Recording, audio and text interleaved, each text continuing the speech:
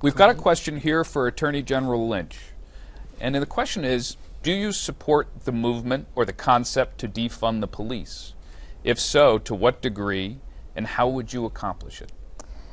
So it's hard to answer without knowing what the questioner means by defund the police, because people mean different things with that term.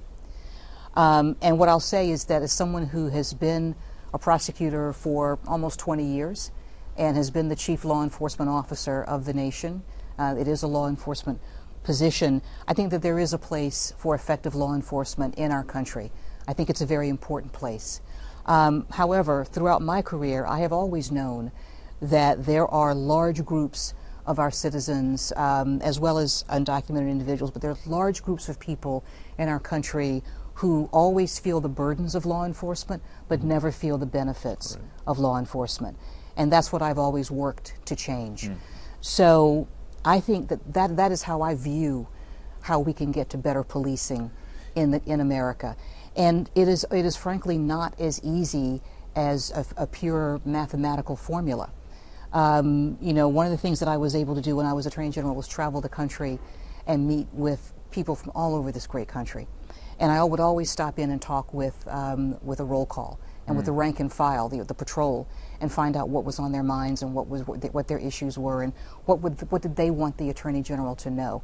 And I can tell you that almost uniformly, there was an issue of the city, but a major issue was all the other things that they were being asked to handle. In particular, the issue of mental health and individuals who were suffering from mental illness, whose families don't have resources, whose states and cities don't have resources, and when those individuals go into crisis, the only people that get called, that they can call, are the police. Families feel this burden, law enforcement feels this burden. You know, your sheriffs will tell you that they are now the largest mental health suppliers and hospitals so it sounds like you do favor some of the proposals that might shift some of that burden, essentially. So I think shifting the burden is incredibly important. But that requires funding. And whether you're going to fund the police to the extent of, as some cities have begun to do, having a mental health professional be on shift and be available, we also have to fund mental health resources in this country to a much greater degree than we do. And that frees up law enforcement to work on the things that they're truly best at. You know, dealing with violent crime. But I also think that, frankly, community policing is important.